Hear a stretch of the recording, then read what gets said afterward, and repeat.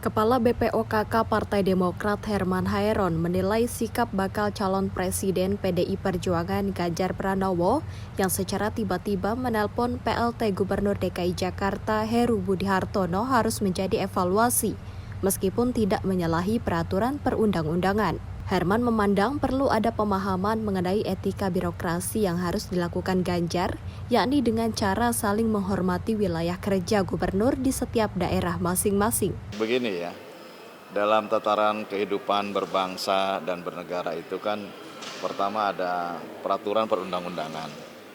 Mungkin secara peraturan perundang-undangan ya tidak ada yang dilanggar dengan cara itu. Tapi juga ada etika.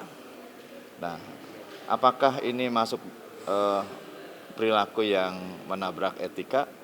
Saya kira ya semestinya ada etika birokrasi.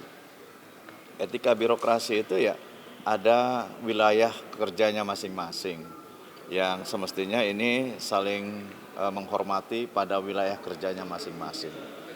Gubernur yang satu tidak bisa mengkritik gubernur yang lain gitu. Karena apa? Karena ini ada mekanisme dan tata cara birokrasi di dalam menetapkan indikator-indikator keberhasilan kinerja di provinsinya.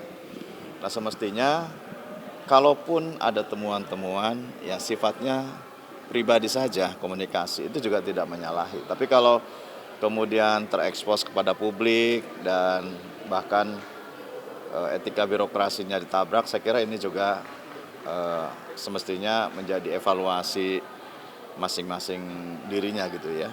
Supaya ke depan saya kira bisa membatasi pada tataran etika ya harus mengedepankan etika birokrasinya masing-masing. Kemudian ada tradisi juga. Jadi selain peraturan perundang-undangan, ada etika, ada tradisi. Ini harusnya dipahami oleh sebagai gubernur, sebagai birokrat, sebagai politisi senior, harusnya sih memahami hal-hal seperti ini sehingga kemudian mana yang tentu ini bisa dilakukan. Pada kesempatan yang sama, Wakil Ketua Umum Partai Gerindra Fadlizon juga mengatakan setiap daerah memiliki kepala daerah yang bertanggung jawab atas wilayahnya masing-masing.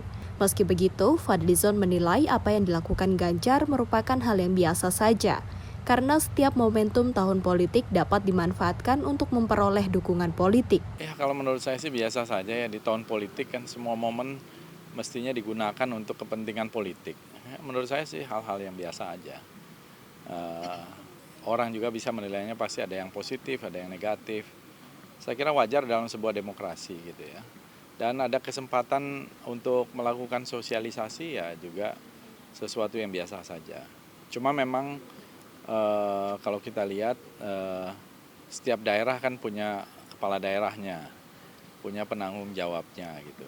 Tetapi untuk menyampaikan aspirasi aja ya wajar-wajar aja lah. Dari Jakarta, Sri Dewi Andayani, Dava Rizkiano melaporkan untuk Sinpo TV.